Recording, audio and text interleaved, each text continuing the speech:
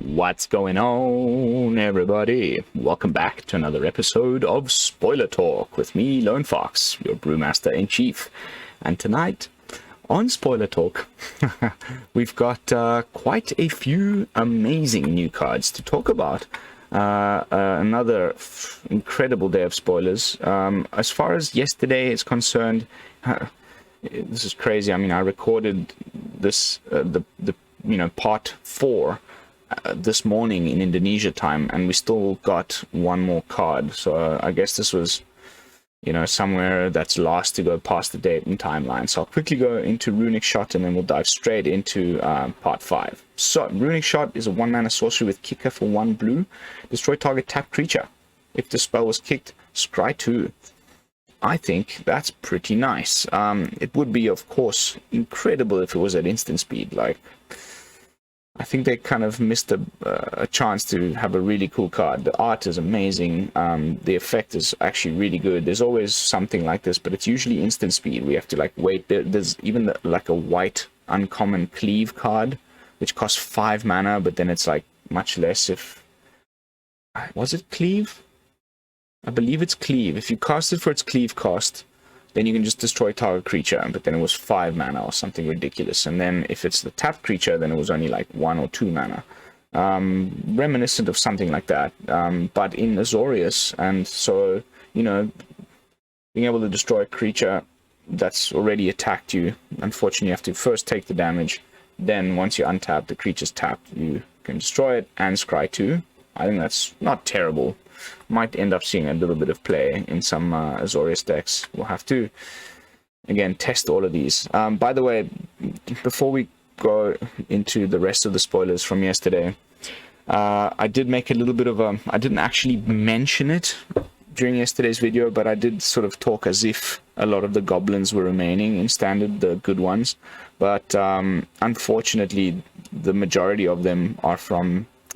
Adventures in the Forgotten Realms, and they shall be rotating out. So I don't know if there's quite enough so far to make a decent goblin tribal deck, but there's some, namely 3 really that matter at all. This guy, Squee, and this guy. I'm assuming we're going to be getting some commons and other ones, because you wouldn't print a Lord or an Anthem effect for goblins without... and this does things when goblins die. So, I mean, yes, both Rulik and Squee make little 1/1s, but I have a feeling we're going to be getting some more as spoiler season progresses. So let's keep our eye on that. But anyway, now that we've done with yesterday's stuff, let's dive into today's stuff. And straight up, we're starting off with something that I need to zoom out for, because I cannot read Japanese.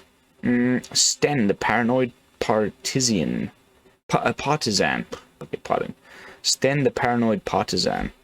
2 mana, white and blue. For a human wizard, that's a 2/2. And when he enters the battlefield, you choose a card type other than a creature or land. Spells you cast of the chosen type cost 1 less to cast. Oh, pardon me. And then you can pay 1 and white and blue. You can exile it and return it to the battlefield under its owner's control at the beginning of the next end step. Actually, that's not terrible. I can see why that's rare. Let's see what the other people are saying about this. Yeah, I guess so.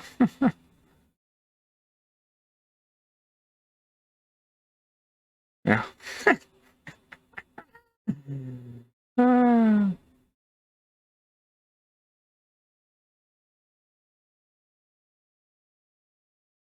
Okay, people talking historic and things that I'm not really certain about, but all in all, I think a pretty fun little card. It can save itself by flickering itself, and then I guess every time you flicker it, you can choose a new card type when it enters the battlefield. Of course, I don't understand why they needed to put land.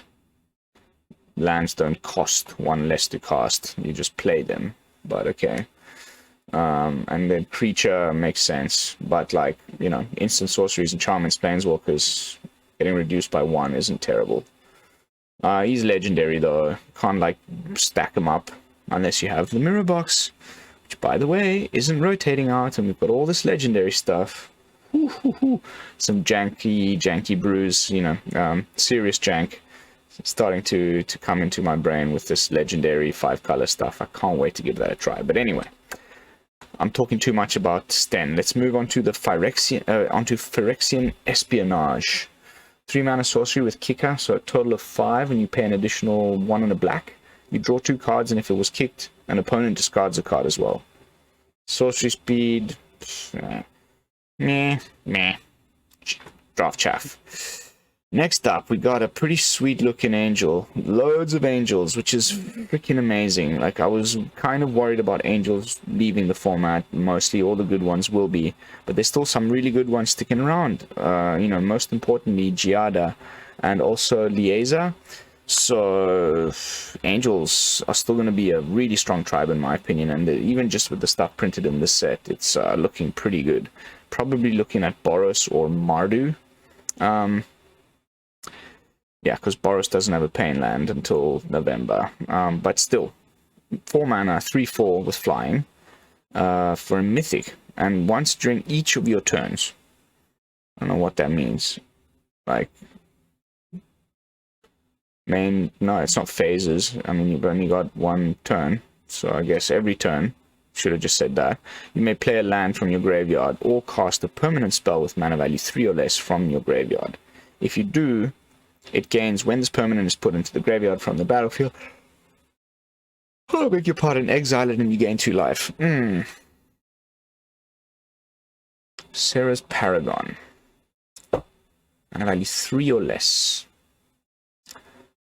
I like that, you know, they get exiled, but then you also gain some life when that happens. It doesn't enter the battlefield tapped. You can, I guess, only do it on your turn. I don't understand why it was worded that way. Once during each of your turns. I mean, it's your turn, then the opponent's, then your turns, and the opponent's. So I guess it should have just said once every turn, but whatever. Cast a permanent spell with mana value 3 or less from your graveyard. If you do, it gains. Okay. Doesn't have to be a creature. It's any permanent spell. This is a pretty busted card. I'm just not entirely sure how yet. But just by reading that text box, I can think of a few pretty nasty shenanigans you could do with this. Even just bringing back Borrowed Time, you know, not bringing it back, but casting it from your graveyard, which is fine, honestly. And there's so many, you know, discard things going on right now that I can see that not being too much of a problem. And this, you know, even, and I don't think they're ever going to be in the same deck, or maybe, but, you know, Liliana of the Veil, +1, discard one of your own cards. It's a thing with mana value 3 or less. Bring it back from the graveyard. That's not terrible. And there's plenty of that going on. So I think this is really something that we need to look at. And of course, if you play it on top of your Giada, it's going to come into play as a 4/5, which is very hard to remove. Nice. Next up, we got another Japanese card. Haughty Jin. Star 4. 1 on a UU for a flyer. That's power is equal to the number of instant sorcery cards in your graveyard. And they cost 1 less to cast. Wow, that's a strong card. Wow, that's a strong card. Blah, blah, blah. Moaning about the artwork. Who cares? I think that's great art.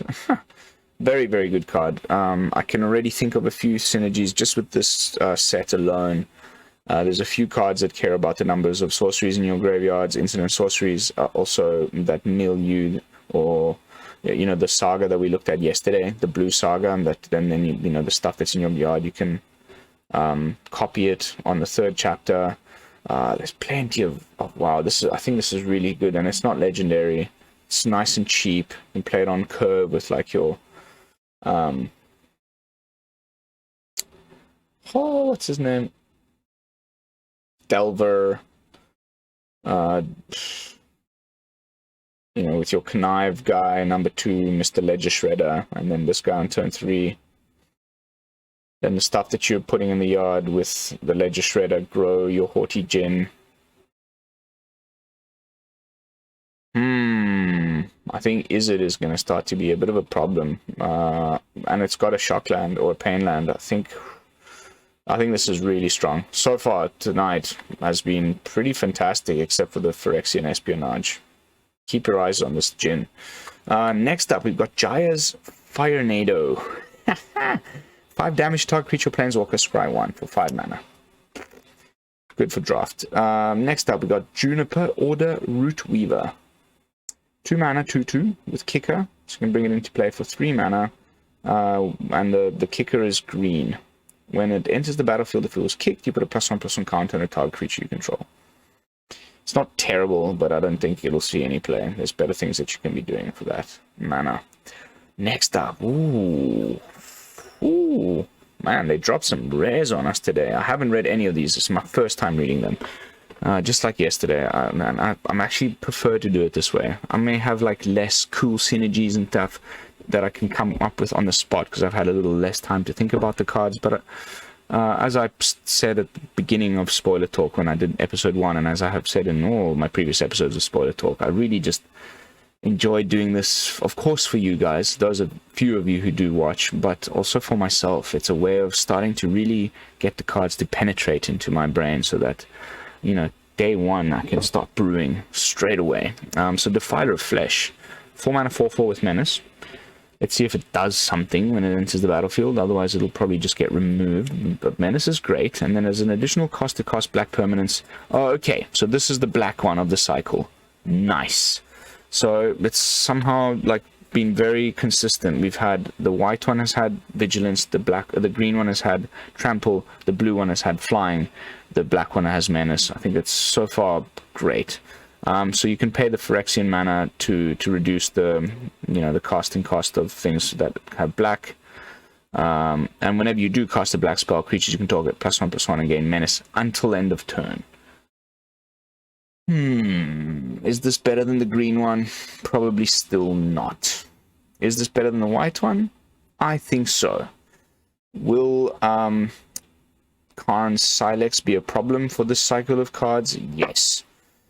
And it'll be up to whether which one is the most busted that will see them being played, yes or no. If these the cycle of things where you can pay for Phyrexian mana essentially ends up being really good, then I think we'll see like 3 to 4 of the Karn Silex index. If not, then we might only see like a 2 or something like that.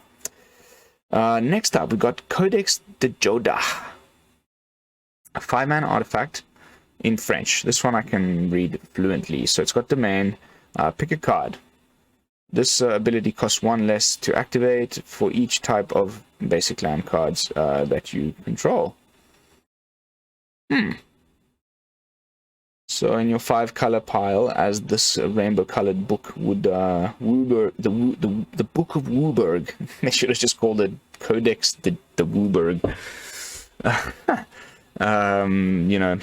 Again, we've been saying this for a while now. If we have 5-color decks that are actually strong, then I think this will definitely see some play. Maybe not all the play, but definitely maybe a 2 of. You can, even if this gets down to like 3 or 2 mana, 3 mana most times, right? I mean, with the triomes that we have, then you can pay 3 mana to draw a card. Ooh. I do need to just... Sorry, that was my editor finishing up with my brew, which will be going up on the channel right after this episode of Spoiler Talk. But yeah, 3 mana to draw a card isn't terrible. I wish it was a little bit less of an investment. Also considering that we've got the Timeless Lotus, which is at the same spot on the curve. So we'll have to see. Next up, looks like the Dimir signpost uncommon, like we had, you know, Tori Davenant, Lagmas. We've been having a full cycle of these. So legendary, uncommon, yeah.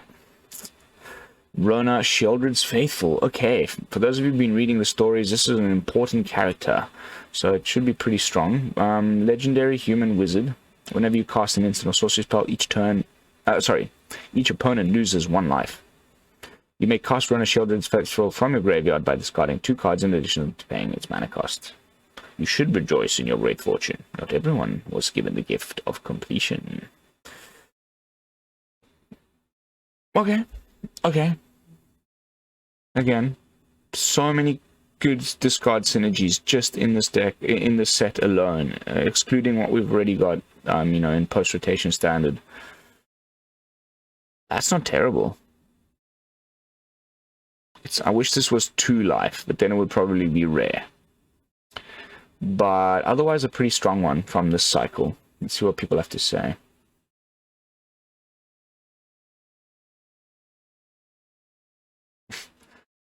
Mama Slay Queen. I think that's Portuguese. Yeah, that's Portuguese. Nice one. Nice one. I probably still prefer the Boros one, but this ability to just keep bringing it back from the yard by discarding 2 cards, and they're not exiled, so then, you know, there's all this graveyard shenanigans that we can do with the discarded cards. Even just, you know, looking at you, Mr. Jin, that might be really nice in a Dimir deck. So yeah, pretty sweet. Next up, this is the one card that I actually saw today, you know, on Twitter before I had a chance to, you know, not spoil it for myself, because I did want to go into this blind, but sometimes Twitter is just impossible. So 1 and a green. I was just talking yesterday about how we need these cheap permanents for the cycle of cards that once you do cast permanents and you can pay Phyrexian mana to do so. So this, if you've already played your green one, the 6/6 with trample, then you can straight away just pay 2 life and play this. No, you would still need... Okay, so if you had an additional mana left open, you could cast this for 1. Because it would remove the green from the casting cost by paying 2 life, and then you just need to pay 1, and you get this guy. So, whenever you cast a creature spell, you put a +1/+1 counter on it. This is, again, this is definitely going to go with that dragon-looking guy, the 6/6 Trampler. Because they do similar things, you know. It will get +1/+1 counters, and then also the Phyrexian dragon thing will also put +1/+1 counters on it because you know, on everything else, because you have now cast a green permanent, and you can sort of storm off. You have a couple of these in your hand. They're non-legendary, and then when it dies, the sweet thing is you get to distribute its counters among any number of target creatures you control, where X is the number of +1/+1 counters on it. So I think we were really needing like a good cheap green permanent creatures to help that other Phyrexian card. Love it. It can become huge. Then you make your other creatures bigger when it dies. Precisely. Good removal magnet. Yeah, I think this is a real contender. It's going to take over from the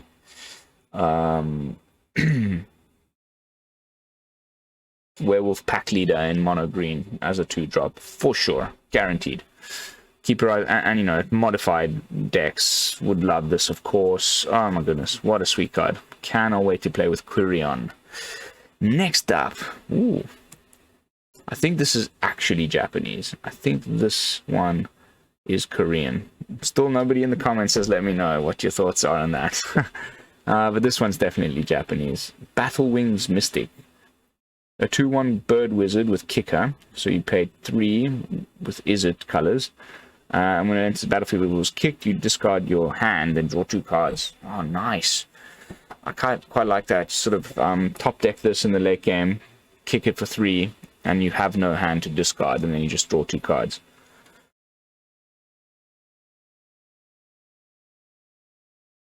Yeah, exactly. Yeah, I agree. I completely agree. This is nice. Nice, nice, nice. Very nice little strong uncommon for that deck. I'm starting to get a little bit scared of Is It right now. Or maybe, you know, do we have blue, red? The new triomes, I'm thinking. Blue, red, there's only Grixis, right? Right? Maybe Grixis Spellslinger type shenanigans with this dude. Delver. Interesting, interesting, interesting. Very nice card. Next up, we've got the Cleaving Skyrider. 6 total mana to kick it, but it's got flash. When it enters the battlefield, if it was kicked, it deals X damage to any target. Where X is the number of attacking creatures. Nice little card for this, you know, go wide. I wonder if the investment is just a little too much. You need 6. That's a lot. But X damage to any target. It's a decent little combat trick.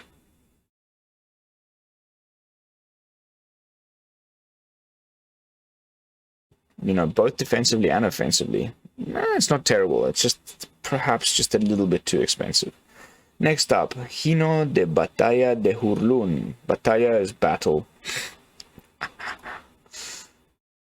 Doi. Hurlon Battle Hymn.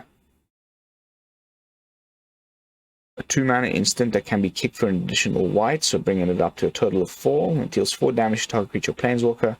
If the spell was kicked, you gain 4 life. Also not terrible, but also just maybe a little bit too expensive.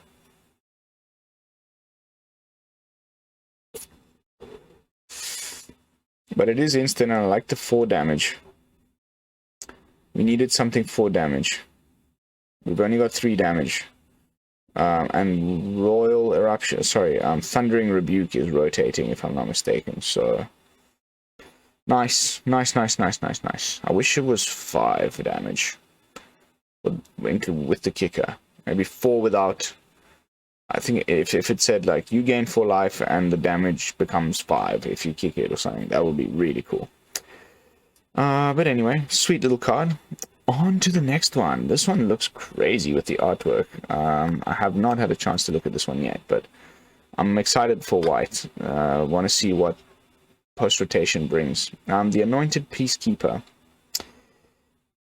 2 and a white for a human cleric with vigilance. It's a 3/3. When it enters the battlefield, you look at an opponent's hand, then choose any card name. Spells your opponent casts with the chosen card name cost 2 more to cast. They freaking did it. They freaking did it.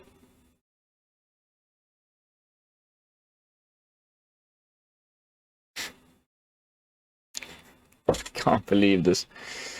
Elite Spellbinder rotates. They bring an Anointed Peacekeeper. Sure, it doesn't have flying, but it's got vigilance. It also doesn't just have 1 toughness. It's got 3 toughness, so a little tougher to remove than the Elite Spellbinder, and it essentially does the same thing, but better. It can be any card. Wait. Choose any card name. Spells your opponent's cast with a chosen name cost 2 more to cast. Active abilities of sources with the chosen name. So what? Did they make a mistake in the translation and you don't have to choose a card name? Oh, it's a card name.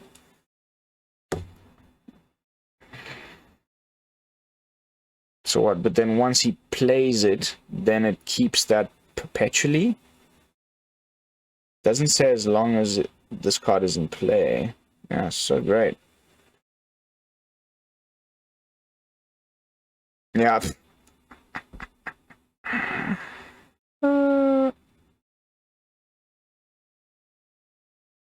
Nice. Exactly. Oof. Oof. This is... I mean, look, they even put it right next to the Spellbinder. Taxes white again. Oh, that's terrible. I mean, it's an amazing card. I'm just going to hate playing against it. Fortunately, it doesn't have flying. Puissance de Gaia, the strength of Gaia. Okay, this one is French. I can do this one. Domain. A creature. Ooh. I don't know the word. Sibili. Gains +1/+1 until the end of turn for each type of basic land you have in play. So instant speed. I just need to figure out what... Oh, ciblé, I guess, is targeted. Huh. Wow, I can't believe I didn't know that word. I know French very well. Okay, ciblé means target creature. It gets +1/+1 until the end of turn for each basic land among lands you control. Probably mostly going to see play in a draft. Next up, we got the uncommon in the cycle of these read-ahead sagas. Jaya declares war. I hope this is good. 2 mana. It's got read ahead. Create a 0/2 colorless Thopter artifact creature token with flying named Ornithopter. Aha! Tap any number of untapped artifacts you control. When you do, Jaya declares wars, declares that much damage to target creature or planeswalker. That's not terrible. That is really not terrible. You know, if your burn spells or removal sort of top out at 3 or 4 damage, but you've got something a bit bigger that you need to deal with, you can hit them with the burn spell and then tap a couple creatures to finish them off. Artifacts. But you know, some artifacts are creatures these days. And then on the 3rd chapter, up to 1 target artifact you control becomes a creature with power and toughness 4 until end of turn. What a sweet card. What a sweet card, man.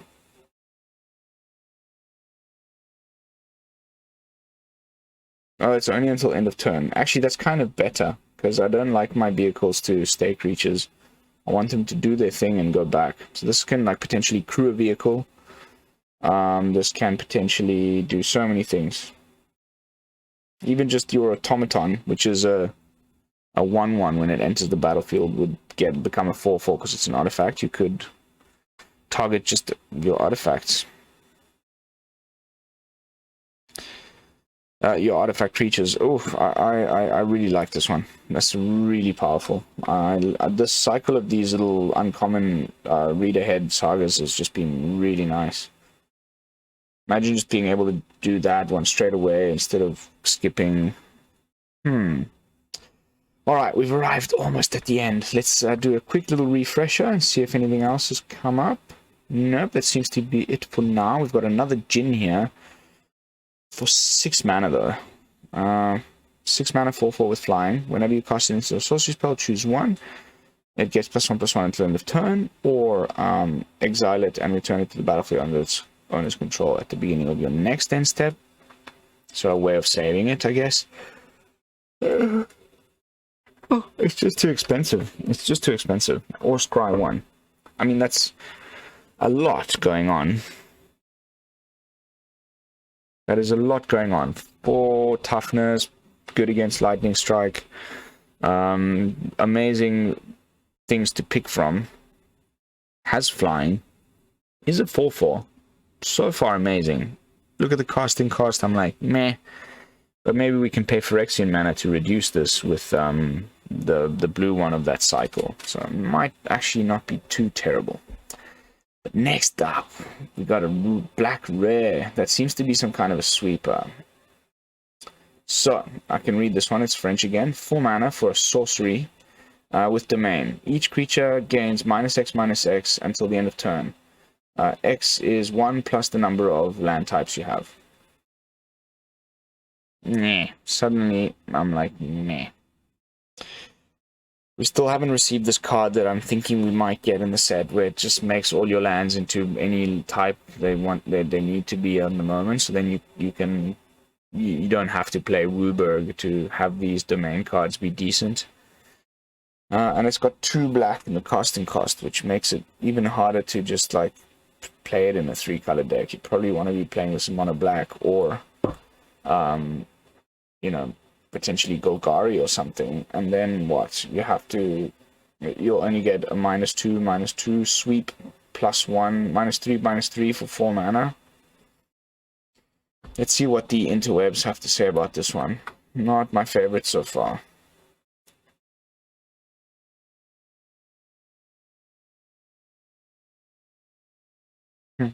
Yeah, I tend to agree with Adrian over here. I don't think this will see much play at all.